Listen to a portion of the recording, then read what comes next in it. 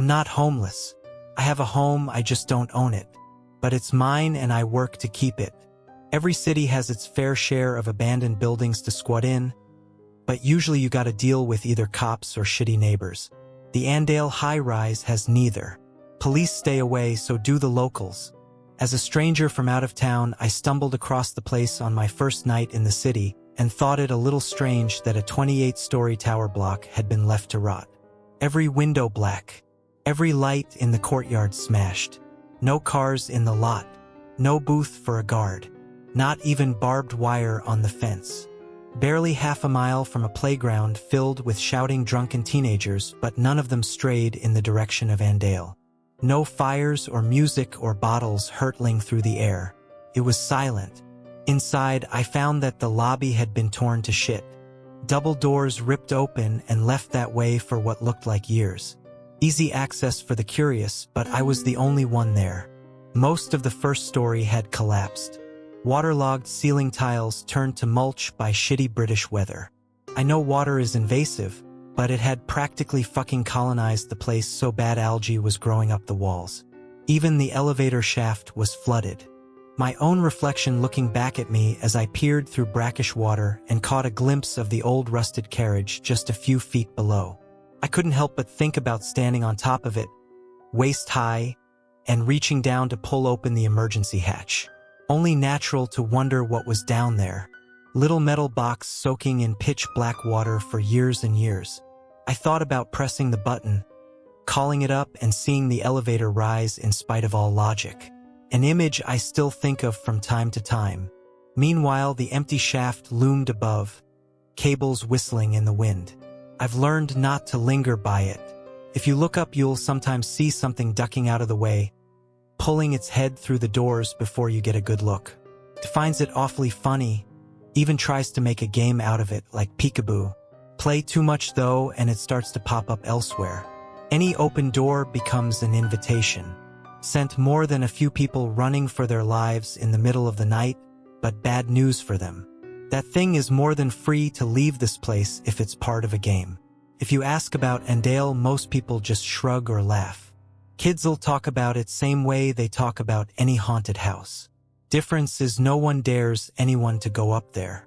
No one uses it to get pissed or high. No one sneaks into the basement to have a risky little fuck. No one hides their stashes there. It has all the hallmarks of your classic urban legend, only people actually stay away. They'll laugh and joke and tell scary stories, but they treat the soil it's on like it houses a radioactive leak. And the council, I'm surprised they haven't knocked it down, but they, out of everyone in the city, have the most to lose by talking about it. They built it in the mid-50s as government housing. Only a lot of the young mothers who moved in there found their children's health taking a turn for the worse. Started with newborns. Babies that wouldn't wake after a peaceful night's sleep. The kind of deaths that got written off as either negligence or abuse. Screaming teenage girls hauled off to prison on the words of doctors who didn't give a shit. It's always the mother's fault in some people's eyes, and these girls had no one to stand up for them. 2 in the first year, 4 in the next, and they kept on coming for every year until it closed. Wasn't until 1982 that someone traced the source of deaths to tainted water storage on the roof. Toxic metals leaching into the supply. Not enough to kill an adult, but bad news for anyone with weak immune systems. 38 women had been imprisoned by then. Another 23 had killed themselves before they could be sentenced. And those are just the ones accounted for. Not all the deaths were from the water. Andale has a way of being bad for any child's health, no matter the circumstance. More than a few toddlers starved to death as their parents rotted in the tub from an overdose. Even more were lost when they found their parents' stash. Little bodies racked with agonizing fits as their panicked mothers screamed for help. One tripped down the elevator shaft because the doors opened as if the carriage was right there. And those are the ones who were found. Plenty more went missing, written off as runaways. In the end, Andale's reputation as a cursed place got so bad the only way out was to shut the whole thing down. Board it up. Erase it from the records. Pretend it never happened and just forget. But Andale kept on killing even after the doors were officially shut. If anything, it only got nastier. Talked to one cop who told me he found a guy dead from sepsis on the 6th floor couple years after the place was shut down. No one could fucking believe it. They reckon this guy scratched himself on a nail and caught gangrene like it was the 1800s. Never went to the hospital. Just laid there and died slowly and painfully as the infection spread. But not before he took every last bit of furniture in the room and shoved it against the door. Strange enough on its own. But it was the flag he'd made out of his own clothes that freaked everyone out. He'd scrawled help on it, like he wanted to get someone's attention down below even though the lock was on his side. He could have left any time he wanted. Cop I spoke to said he was there when they kicked the door down. Still remembers the look in dead man's eyes. He was glaring at the door 2 days after he'd passed. White-knuckled fists gripping a blanket that smelled sickly sweet from all that infection. There were others too. Lots of people falling, many of them without a good reason. Got so bad they bricked the roof door, but by the time I arrived someone had cleared it all away with a sledgehammer. I still don't hang out up there. Not after I first went up and saw pale fingers gripping the ledge, like someone was hanging off it and holding on for dear life. I reckon a lot of people see something like that and think a person needs their help.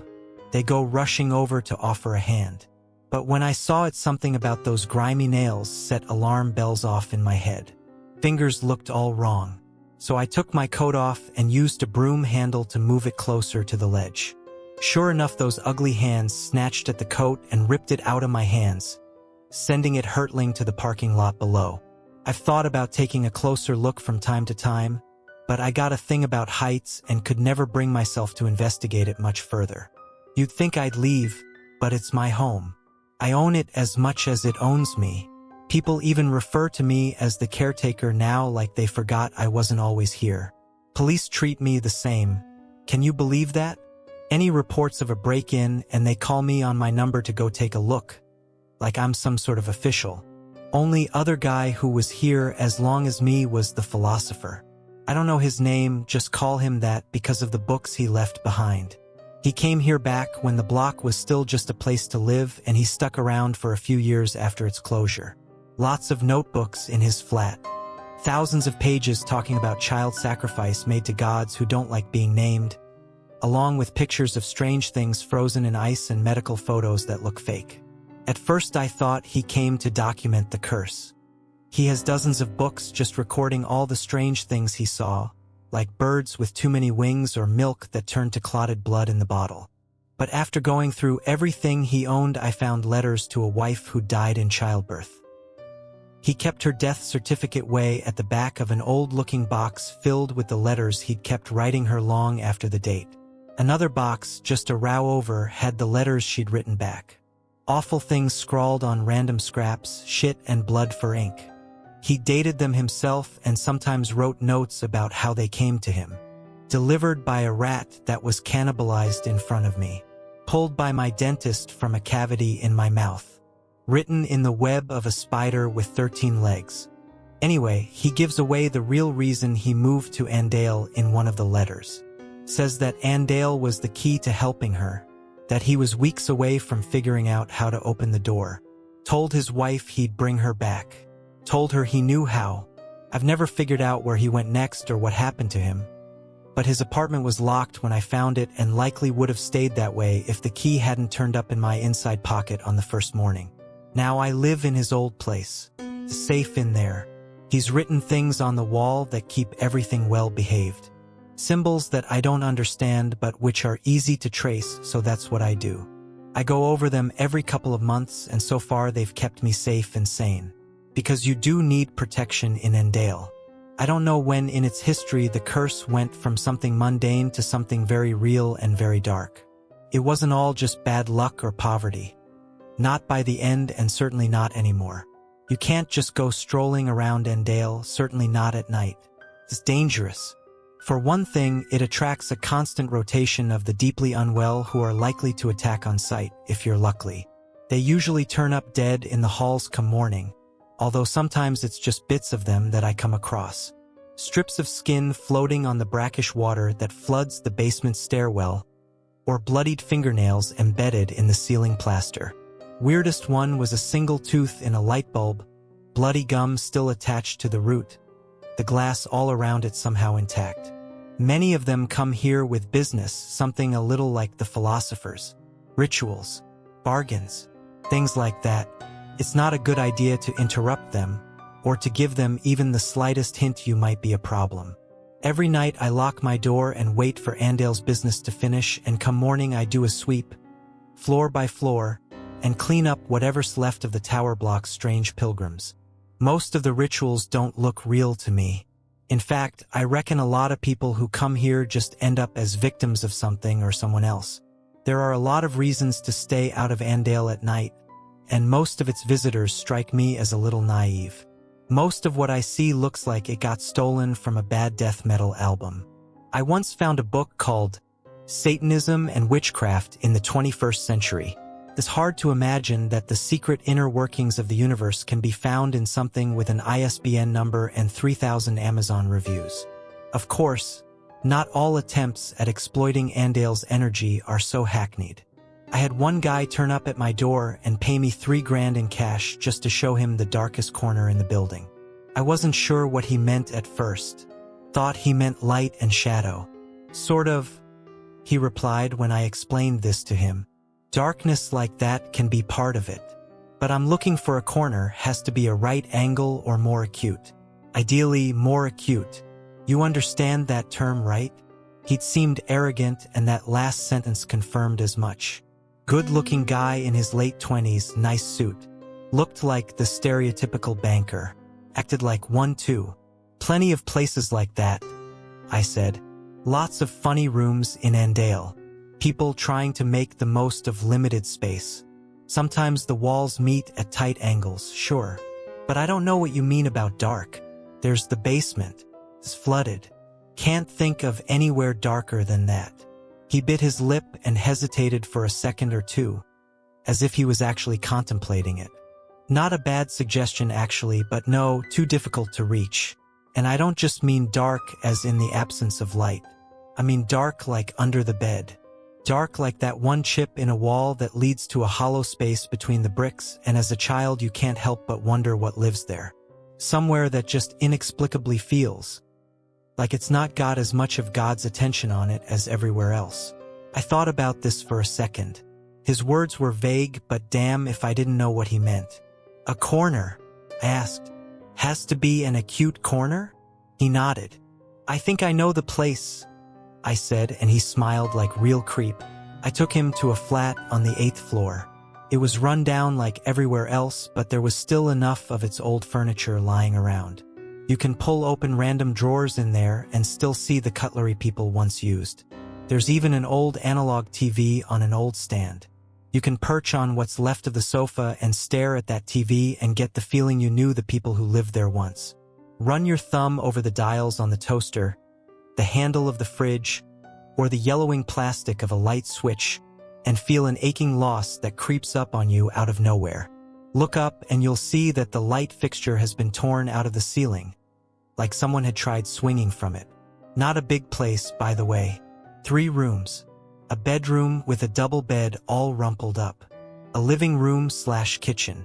And a tiny little spare room that looked like it once would have been used for storage, or a washing machine maybe, if you were single and childless. A slither of space, a triangle carved out of whatever room was left over when other more important walls had been put up. That sofa I mentioned, the TV, they were all placed so whoever was sat down could always keep an eye on that room and its contents. You see, they'd put a cot inside and it's still there, bluebottle flies circling overhead. You can't see inside the cot, not unless you went in and actually pulled the blankets out, but it's been decades and no one has managed it yet. It's dark behind those old blankets, a heavy shadow that dissuades a closer look, like there's something in there no one needs to see, and it's spent a long time sat there eating what little light there was. Even with a window in that room, daylight doesn't really filter down. Perfect, the businessman said when he saw it. He gazed around the flat one detail at a time, his head pausing for a moment and a smile creeping across his face as he laid his eyes on the broken light fixture. And the cot, the sight of it, The flies that still circled above faded Winnie the Pooh blankets. It made the breath catch in his throat. "Oh, this is good," he told me. "Dark like under the bed. You've earned that money. I could have had a dozen men sweep this place and they wouldn't have understood the brief as well as you have." "Thank you," I replied, even if that wasn't really how I felt. Quietly, the man sat down and began to unpack his leather satchel. No pentagrams to be found, although he did unpack 7 strange-looking candles. He caught me looking at them and smiled. "Homemade," he said, "each one shaped by my hands. I'm not a good artist, but it's the effort that counts. Took forever to rend the wax. Of course, that was the easy part. The hard part was getting the fat to make it. Did you know there can be a surprisingly high level of security around a hospital's medical waste department?" "I didn't," I replied as he took out some flimsy bits of wood and a few small nails. He so carefully began to nail the splinters of wood together into what looked like random shapes. "Oh well," he sighed after a few quiet moments, his fingers nimbly gripping the tiny hammer as he tapped away. Already he'd put together at least 6 of the strange little wooden polygons, and with each new one I felt a strange sensation. "Would you like to stay and watch?" he asked. "Absolutely not," I answered. He stopped tapping and smiled once more. "Oh, you're clever," he said. "That's the correct answer, by the way. And if I'm to respect it, I should inform you that now is the safest time to leave." I made my way to the exit just as he lit the first candles, but not before I looked towards the cot one last time. I was surprised to see a hollow blackness that extended beyond the doorway, like a curtain had been draped across it. Only there was depth to it that drew the eye. The businessman paid it no attention, but after a few more seconds, he eventually looked up at me expectantly. "Can I ask what is it you want?" I said. "Everyone who comes here, I don't get the sense it ever works out for them. I'm looking for a new kind of afterlife," he replied. "Do you need one?" "We all need one," he said with a wry chuckle. "But only those of us willing to take a few risks will get a better deal. Everyone else," he grimaced, "it's worth the bother. But look who I'm speaking to." He looked to the darkness that enveloped the doorway. Shapes could be seen floating past. "You should leave now," he said. I pulled the door shut and, noticing that the sun was rapidly setting, ran to my apartment where I knew the walls would keep me safe. When I returned the next day, the man's satchel was still where I'd last seen it, propped against one arm of the sofa. The candles had burned down to the very end of the wicks and left a lingering smell that's still there all these years later. And of the man himself, well in the room with the cot, which still has bluebottle flies orbiting overhead, there is now a shadow burned into the wall. It's blurry and diffused, but vaguely recognizable as a man on his knees, his head pressed to the floor in a gesture of supplication. I've known it to occasionally move, to turn its head and look towards me, at which my temples throb, my ears pop, and a darkness begins to encroach upon the edges of my vision. I never exactly considered that flat to be Disneyland before, but now I avoid it like the plague. Still, it could be worse. Not every ritual ends so cleanly, and at times I've had to personally intervene, something I hate bitterly. If people want to go poking around in the universe's undercarriage, that's their business. It's one thing if I've got to sweep what's left of them up afterwards, but at least that's a one-and-done job. Sometimes it isn't so clean. One guy turned up and told me he'd be a new resident, my neighbor, and we'd get to know each other. A bumbling old man with an upper-class accent and the look of a professor who was down on his luck. He set up in the room next to mine, and no matter how little I spoke to him, he never really got the hint and kept trying to act like a good friend. Few times I did initiate conversation, it was to tell him the place he'd chosen didn't have much in the way of protection. He pointed to some funny little rashes and told me they were his protection.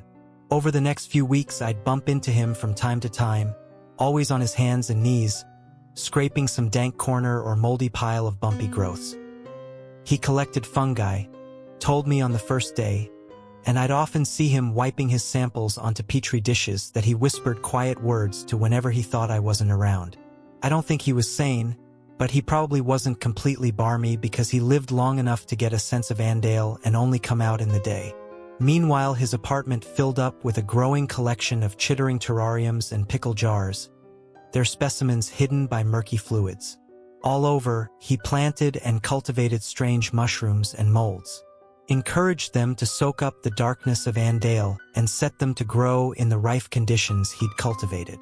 Towards the end, his living room had mushrooms growing out the walls, plaster crumbling beneath microbial armies until there was only concrete and rebar, and even then mold continued to grow and thrive. A few times I peered in and found him feeding meat to the frilly growths that exploded out of the old furniture. During this time, the symbols on our shared wall would often grow hot, and I found myself having to replace them on a nearly daily basis as he tinkered away on the other side. I asked him once or twice to tone it down. "This is important work," he growled, an unseen darkness creeping into his voice. "I'm not some ditzy crackhead trying to summon the Baphomet. I'm not looking to get high. This is science. Progress. That is what I am working towards." "Yeah, well, your progress is trying to eat its way into my flat. Can you ask it to stop?" He stopped, froze in mid-gesture like I'd said something either profoundly stupid or insightful, or likely a bit of both. He looked at the rashes on his arms that had, by now, started to sprout some of their own strange fruit. When he finally spoke again, it was sly, like a lecherous old man propositioning a nurse. "This fungi," he said, "they had samples of it in the university for 30 years. Can you imagine? They never even realized what they had until I found it and unlocked its potential. Now I've finally found the source and I can do things no one else thought possible. This entire time my thesis has depended upon the idea that the fungus has a capacity for information processing way beyond anything we've considered before. And your idea is a good one, you know? Asking it just might be an option." He scuttled off without another word, and for the next few days he set about the building like a furious little honeybee in spring, poking and prodding, setting trap after trap and cleaning them vigorously of any rats or mice he caught. When I did my morning sweeps, I'd find him hovering over Andale's latest victims, scraping what was left of them into transparent bags for his own purposes. "Don't mind me," he'd mutter. "It's worthless to you, but these poor souls could help me achieve great things." This persisted for another month. He no longer scraped mold or mushrooms off old apartments. He became interested only in meat, and by the time it came to an end, I can say confidently that I have never smelled anything worse than the prickly, musty odor that wafted out from under his locked door. It became so bad that I began to wonder if I might have to ask for police help and have him removed when, finally, he simply disappeared from Andale's halls. One morning he was there, annoyingly shooing me out of the way as he lowered jars into the flooded basement. And then the next he was gone and Andale's halls were silent once more. But that didn't mean he had moved out. Far from it, actually. It took 2 days before I decided to just go ahead and break his door down. I kicked at it with a short, sharp blow only to find my leg immediately disappeared through wood that had the texture of sodden cardboard. I freed my foot and tried a different tactic, grabbing the handle and pulling so hard that it simply popped right out of the rancid wooden frame. Free to move, the door swung open with an eerie creak and fetid air, hot and damp, blew out of the room. Inside I found that the man's specimens had gone wild. Terrariums had shattered, their contents spilling outwards. Frogs as large as footballs glared at me from behind furry fronds, and insects with human eyes scuttled away before the amphibians could snatch them up. In one corner, rats had built a hive out of old cardboard, their backs covered with fungal growths that resembled human fingers and other appendages. In another corner, something that looked a little like a black rubber sheet slapped furiously at passing vermin, and it took me a few seconds to realize it was a slime mold. When it finally caught something, it dragged the strange creature squealing into the dark corner where it grew and constricted around its meal like a fist. I stared at it horrified until one by one black orbs unveiled itself from within the strange mass, and I realized it had eyes to stare right back at me. It was a cacophony of god-awful terror, so gripping that it kept me from hearing the muffled noise of a human struggling to speak. Eventually it did reach my ears, and I used my torch to light up the far wall without having to actually step inside. I found the scientist half-grown into the wall. Algae and moss coated him head to toe so that he was no longer recognizable, but I had to assume it could be no one else. Wide eyes glared at me with terror and pain as nasty little critters nibbled away at what was left of his shins. Meanwhile, strange tendrils probed at his ears and head, never resting for a moment. He kept trying to speak, but the algal growths kept driving their way into his mouth until, one by one, they pushed too far and something snapped. His eyes went wider still, his squeals became hysterical, and his jaw slowly slid further down his chest until it hit the floor with a sodden thump. Finally made contact? I asked. An awful idea if I've heard one. What would a mushroom have to say even in the best of circumstances? Let alone one that was grown in the ruins of Andale? I can only assume you never got around to telling it to stay off my wall. Did you? No, you probably had your own reason or doing all of this, and that's what took priority. That made me wonder what it was he'd asked for. As the thought entered my head, I took a quick look around and tried to see if anything particular stood out to me. Something was growing on the sofa that looked strangely human-shaped. It might have been just my imagination, but in the dark it seemed to turn towards me. Meanwhile, the scientist continued to shiver in agony, his eyes focused on me and begging for help. "I'll see what I can do," I said before slamming the door. Something about that strange pile on the sofa had deeply unsettled me. I put the word out, asked for a gun, but got a crossbow instead a few days later. A nervous-looking 16-year-old boy ferried it to my door. I was surprised he'd entered the building, but who knows who'd ordered him to do so. I've acquired a strange sort of respect amongst the locals, and it comes in handy. This boy looked like he would have stamped on my head and robbed me blind any other day. But when he spoke to me, he did so with more respect than I ever imagined I deserved. I thanked him, took the crossbow, spent an afternoon practicing with it, and then used it to kill the scientist the next morning. Took a few hits, but in the end one thumped into his forehead and shut down his whimpered moans. I didn't see anything on the sofa this time, at least not anything human-shaped, which I was thankful for. After that, it was a simple case of calling the police and beginning a long chain of events that ended with half a dozen men in hazmat suits spraying the room with noxious chemicals. For a while there I'd been worried that they'd find a corpse and ask questions. But by the time anyone actually entered the room, there was nothing left of the scientist save a splotch on the floor. I never did figure out exactly what it was he was after, although it is not uncommon for my morning sweep to turn up a body covered in fungal growths. And I have been known to occasionally catch glimpses of a strange person lowering themselves into the floodwater of the elevator shaft. Of course, I might just be making connections that aren't really there. All sorts of things live in that water. The entire level is flooded, and if something was down there, it'd have free reign over quite a large space. It's a strange world down there. I should know on account of one visitor who gave me a very bad time. I'll call him the fisherman since he came to Andale because of the flooded basement. Saw a photo that's been circulating around for a while now, if you know where to look. God knows who took it and how, but it shows the flooded stairwell leading to the basement, and beneath the brackish surface is a hand that's all out of proportion. Fingers splayed with perfect symmetry like a starfish. It is reaching up out of the depths and resting gently on the third step below the water. When I first met him, he was sitting happily with his feet over the edge of the flooded shaft, water up to his knees, with a rod and line set up beside him. It was quite a surprise at first, seeing him there with a little fly fishing hat. A chubby but healthy-looking man in his 40s with an egg mayo sandwich in one hand and a phone playing Candy Crush in the other. I called out to him as I approached because, in my experience, startling someone in Andale is bad for your health no matter how sane the visitor appears. He looked up when I caught his attention and smiled amiably. "Hello!" He waved with his sandwich. "You're the caretaker?" "Yes, I am," I answered. "And you are?" "Just a tourist," he smiled. "Care to join me?" The sun had risen only moments ago. You weren't here when it was dark, were you? I asked, more than a little suspicious. Oh no, you've only just caught me. Been here barely 10 minutes before you showed up. I was told you'd be willing to help in exchange for a small fee. What sort of help? I asked. Oh, just give me a nudge if any of the lines start moving, he said while pointing to a rod he'd set up beside the basement stairs.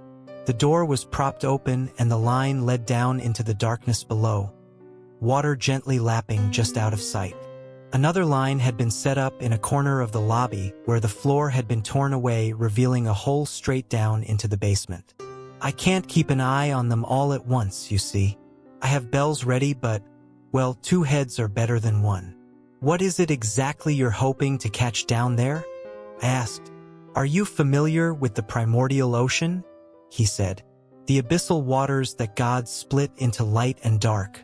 All that? It's not a physical location per se, but it does connect to certain bodies of water depending on the time and place. Last recorded manifestation was in a glass of old whiskey underneath a forgotten bar in Mexico City. Some poor fellow knocked it over and didn't notice until the following day when half the bar was suddenly underwater. Quickly rectified, but some of the things swimming in that water were something else, and all from at the bottom of a glass no wider than my wrist. Imagine what we can do with this? He said while gesturing at water by his feet. You think there could be fish alive down there? I asked. At least, he replied. I'd be willing to pay for any reliable information, of course. Do you have any idea what might be down there? Not really, I shrugged. But I'd guess it wants to be left alone. You might be right there, he said while looking at his other rods. I didn't exactly put down any old lure, you know? He reached into his pocket and took out a strange tuft of fur and ivory, holding it up for me to squint at. A tooth from a man who drowned in the sea. A drone collected it off a shipwreck near the Norwegian coast. The fur is actually red algae that was found growing on his bones. I have plenty of these and, well, other things that might appeal to what's on the other side. My research was thorough and expensive. Come on, take a seat. Flat fee, 1,000. Just sit here until the sun starts to set. I just have to sit? I asked. And let me know if you hear or see anything. I groaned and sat beside him, folding my legs instead of letting them dangle in the water below. Despite my reticence, we stayed like that for several hours. He'd brought lots of food, good homemade stuff, along with plenty of cold beer. We sat there and spoke very little, but we did eat and drink a tremendous amount. Not the kind of thing I do normally, but I was being paid to be there, and I didn't really have anywhere else to be. It was, all in told, a very pleasant afternoon, until I fell asleep. When I awoke, it was with a terrible gasp. My chest was tight like something had been sitting on it, and judging from the terrible giggling and scampering feet I heard running off into the darkness, it might not have been just a feeling. Already panic was setting in as my eyes darted to the open doors and saw that the moon was out and had been for hours. I fumbled for my torch and turning it on saw that there was no sign of the fisherman. All his stuff had been left behind, yet all that remained of him was his hat that still floated on the water. Even as I watched, a smooth, glistening shape curled beneath the water and plucked it off the surface. I recoiled and crawled away from it as fast as I could. This was bad. I knew deep in my heart I'd never been as at risk I was in that moment. The open doors that led outside were tempting, but just beside them were the stairs that led downwards, and I swore I could hear something approaching. I couldn't help but picture the fungal man I'd seen in the scientist's flat.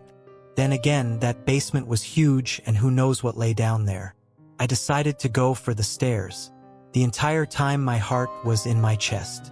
I had never been caught outside my room at night, not since my first night when I'd slept in the lobby with my coat pulled over me. You don't get lucky twice, not with Andale, so I knew had to be careful. I had to be quiet. My only hope was to go unnoticed. I took to stealth, climbing each floor in perfect silence, hiding in well-known spots at the slightest hint of footsteps, human or otherwise. Andale comes alive at night. Whispered mutterings from strange children who descend from air vents. living there for God knows how long. Other times I saw apparitions, including one, a toddler, the sight of whom made my stomach growl with an insatiable hunger that hurt just to contemplate. She stared at me with pleading eyes as I slunk away from her open door. I might have been tempted to help her were it not for the sight of the moon peering through her translucent image. And yet, despite all this, I somehow made it to the 14th floor alive. Only it was there, right at the final hurdle, so close to safety, that I came across something out of my worst nightmare. A woman stood outside my apartment door, silent, pale, dirt-covered fingernails. It was all too often I'd open my door and find muddy impressions on the floor made by a woman's bare feet. Now I knew who left them every night. I couldn't see her face from where I hid, but something about her seemed profoundly familiar. When she finally turned towards me, I remembered. I recognized her, even though most of her face was missing. It was the philosopher's wife. He had succeeded, it seemed, but I couldn't imagine at what god-awful price, because the woman who stared at me had clearly weathered some years in the grave. It was only the poor lighting and her long hair that had covered up just how bad a state she was in. A lipless grin stared back at me below sunken cheekbones and hollow eye sockets. And yet, I could tell that in another life she had been beautiful, which only made the sight all the more gut-wrenching. "My darling," she whispered, and there was something about her voice that I found hard to stay sane in the face of. I don't know why. Over a decade in that place and I'd borne witness to living nightmares, but it was this walking corpse that pushed me to my limits. The inescapable feeling of loss weighed me down, and without realizing it, I found myself taking steps towards her even as my knees buckled. By the time I reached her, I was crawling until I could clutch her grimy, icy leg. And that was the last thing I remember before I woke up in my bed the following morning.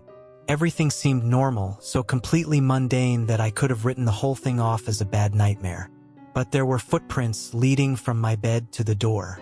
And later on I found the fisherman's things much as he left them, although when I finally reeled his lines in I found the lures gone and replaced with bits and pieces of the man who'd first set them up. I threw it all into the water below and decided it would be best to forget him. Every now and again, of course, I can't help but check my peephole at night.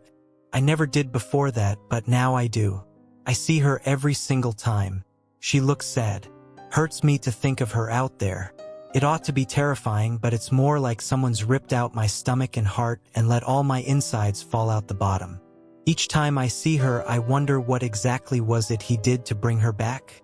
He leaves only one hint. A final letter, I think.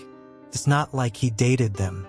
In it, he says he would give everything to have her in his arms once more.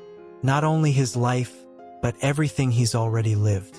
Every sunset, every good dream, every nightmare, every victory, every loss, every little memory that makes him who he is. He'd give it all just to save her. Sometimes I wonder about him, figuring we'd probably be about the same age. I'd like to think back and imagine what it would have been like for the two of us to meet as young men, but for some reason whenever I try to remember what my life was like before I came to this city, before I woke up with that coat pulled over me, well, I don't know, it's just hard, that's all. It's almost like there's nothing there, like something reached in and took all the years away. I guess it's just one of those things I'm better off not dwelling on.